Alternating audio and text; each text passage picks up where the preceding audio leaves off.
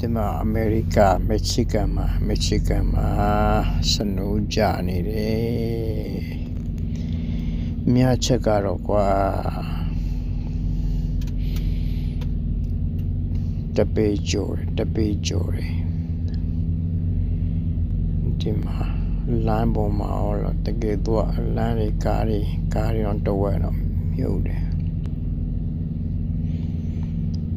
နေလည်းမထွက်ဘူးကွာတနေ့ကုန်ဒီလိုပဲ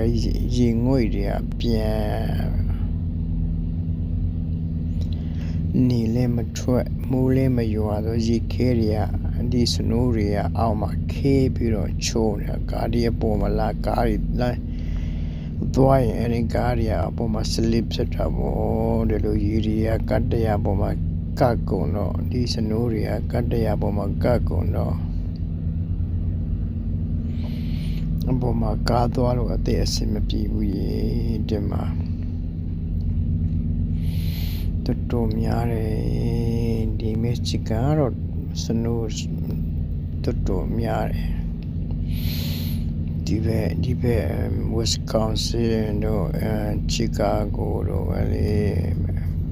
မင်နီဆိုတာဒီဘက်မှာဆိုတော်များနယူးယောက်ပေါ်ပိုင်းမှာလည်းများတယ်လို့ကြားတယ်တော်လေးများတယ်နေတော့မထွက်နိုင်ဘူးစနိုးကြတာဒီနေ့နဲ့ဆို3ရက်ရှိပြီလုံးဝနေမထွက်သေးဘူး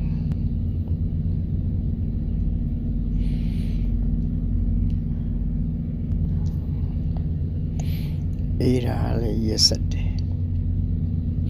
တရွက်ပေါ်ကစနိုးတော့မကြသေးဘူးအောက်ဘလောက်အေးလေးဆို